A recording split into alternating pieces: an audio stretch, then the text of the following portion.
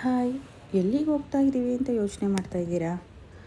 ಸದ್ಯಕ್ಕಂತೂ ನಾನು ಹೇಳಲ್ಲ ಕಣ್ರಿ, ನೀವೇ ಮುಂದೆ ನೋಡ್ತಾ ನೋಡ್ತಾ ನಿಮಗೆ ಗೊತ್ತಾಗುತ್ತೆ. ತುಂಬ ಹಸ್ವಾಗ್ತಿತ್ತು, ಎಳ್ನೀರು ಕುಡಿಯೋಣ ಅಂತ ಎಳ್ನೀರು ಕುಡಿಯೋಕೆ ಹೋದ್ವಿ. ಎಳ್ನೀರು ಕೂಡ ಕುಡಿದ್ವಿ, ತುಂಬ ಚೆನ್ನಾಗಿತ್ತು. ನೋಡಿ ನಮ್ಮಮ್ಮ ಹೆಂಗೆ ಕೇಳ್ತಾ ಇದ್ದಾರೆ.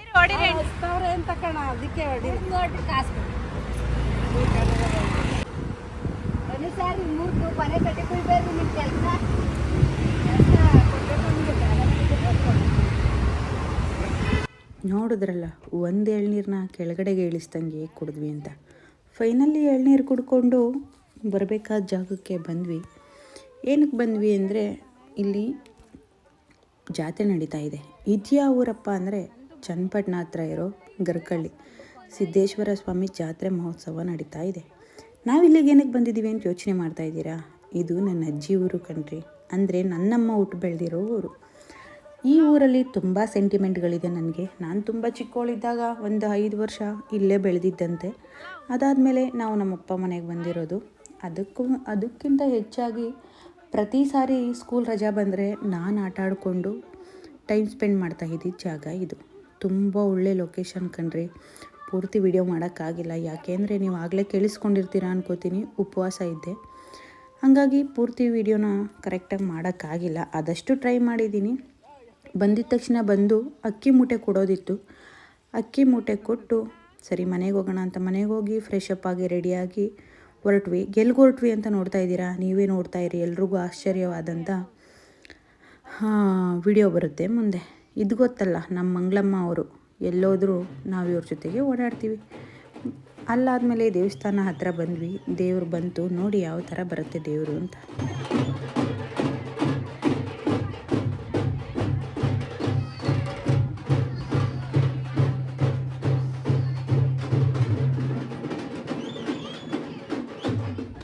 ಏನಪ್ಪ ಇಷ್ಟೊಂದು ಜನ ಅವರೇ ಅಂತ ಯೋಚನೆ ಮಾಡ್ತಾ ಇದ್ದೀರಾ?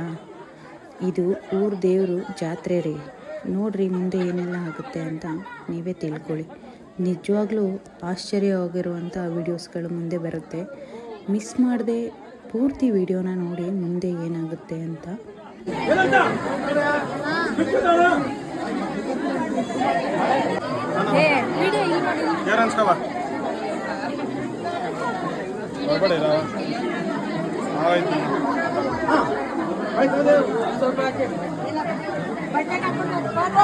ಮುಗಿತ್ ಕಣವ, ಏನು ಆಗ್ಲಿಲ್ಲ.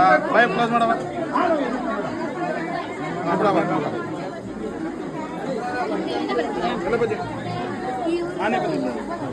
ಇವಾಗ ಅರ್ಥ ಆಯಿತು ಅನಿಸುತ್ತೆ ನಾನಿಲ್ಲಿ ಏನಕ್ಕೆ ಬಂದಿದ್ದೀನಿ ಅಂತ. ಇದು ನಮ್ಮ ಮಮ್ಮಿ ಮನೆ, ನಮ್ಮ ಮಮ್ಮಿಯವ್ರ ಅಪ್ಪನ ಮನೆ ದೇವರು ಸಿದ್ದೇಶ್ವರ ಸ್ವಾಮಿ ಅಂತ. ಇಲ್ಲಿ ನಂದು ಹರಕೆ ಇತ್ತು, ಬಾಯಿ ಬೇಗ ಹಾಕಿಸ್ಕೊತೀನಿ ಅಂತ. ಇದು ಬಂದು 2ನೇ ವರ್ಷ ನಾನು ಹಾಕಿಸ್ಕೊತಾ ಇರೋದು. ಬಂದೆ. ತುಂಬ ಜನ ಮೂಢನಂಬಿಕೆ ಅಂತ ಹೋದ ವರ್ಷ ಕಮೆಂಟ್ ಹಾಕಿದ್ರಿ. ಇದು ಮೂಢನಂಬಿಕೆ ಅಲ್ಲ, ನಮ್ಗಳ ನಂಬಿಕೆ. ಪ್ಲೀಸ್ ಯಾರೂ ಮೂಢನಂಬಿಕೆ ಹಿಂಗೆಲ್ಲ ಮಾಡಬೇಡಿ ಅಂತ ಹೇಳ್ಬೇಡಿ. ಇದು ಜನಗಳ ನಂಬಿಕೆ. ಅದಕ್ಕಿಂತ ಹೆಚ್ಚಾಗಿ ನಾನು ಕೂಡ ಇದನ್ನೆಲ್ಲ ನಂಬ್ತೀನಿ ಕೂಡ. ಅದಾದಮೇಲೆ ಬಾಯಿ ಬೇಗ ಹಾಕ್ಸ್ಕೊಂಡೆ. ಬೆಳಗ್ಗೆಯಿಂದ ಉಪವಾಸ ಇದ್ದೆ, ತುಂಬ ಸುಸ್ತು ಕೂಡ ಆಗ್ತಾಯಿತ್ತು.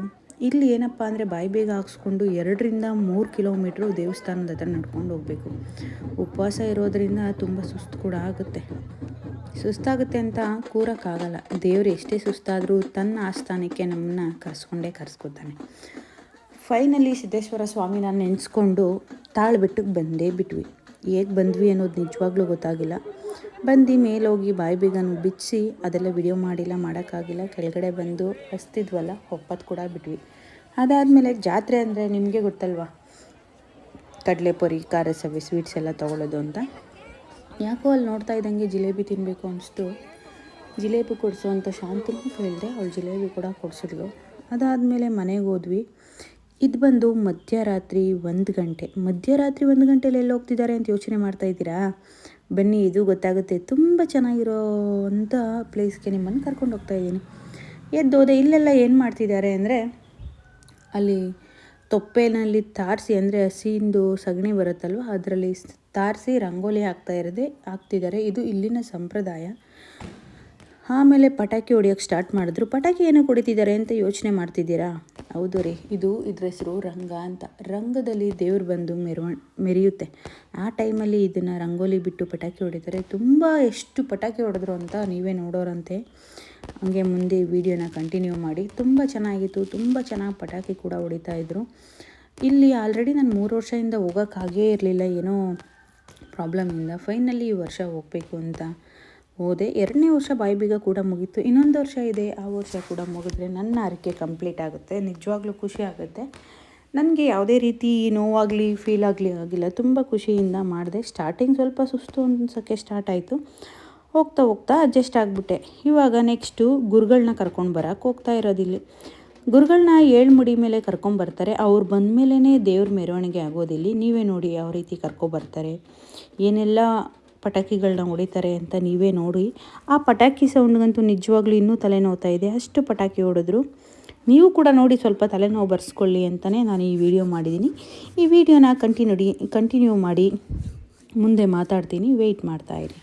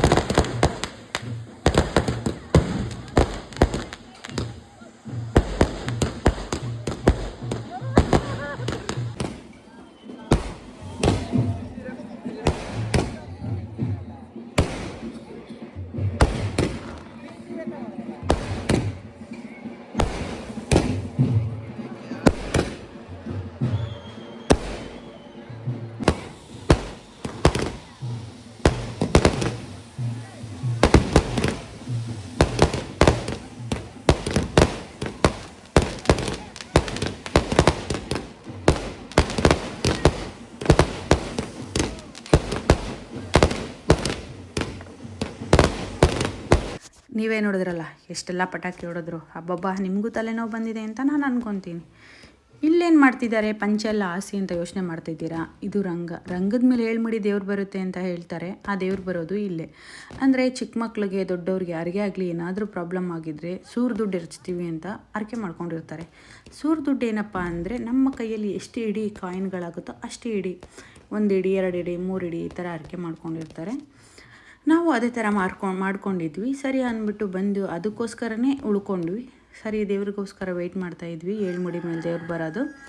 ಸರಿ ಆಯಿತು ಅಂತ ವೆಯ್ಟ್ ಮಾಡ್ತಾ ನೋಡ್ತಾ ಇದ್ವಿ. ಫೈನಲಿ ದೇವ್ರು ಬರೋ ಸಮಯ ಬಂದೇ ಬಿಡ್ತು. ಹಿಂಗೆ ಪಂಚೆ ಎಲ್ಲ ಹಾಸಿ ಪಂಚೆ ಮೇಲೆ ಹೂನ ಎರಚ್ತಾರೆ. ಹೂ ಏನಕ್ಕೆ ಎರಚ್ತಾರೆ ಅಂದರೆ ದೇವ್ರು ಬಂದು ಆ ಹೂ ಮೇಲೆ ಮೆರೆಯುತ್ತೆ. ನೀವೇ ನೋಡಿ ಅಲ್ಲಿ ಏನೆಲ್ಲ ಆಗುತ್ತೆ ಅಂತ.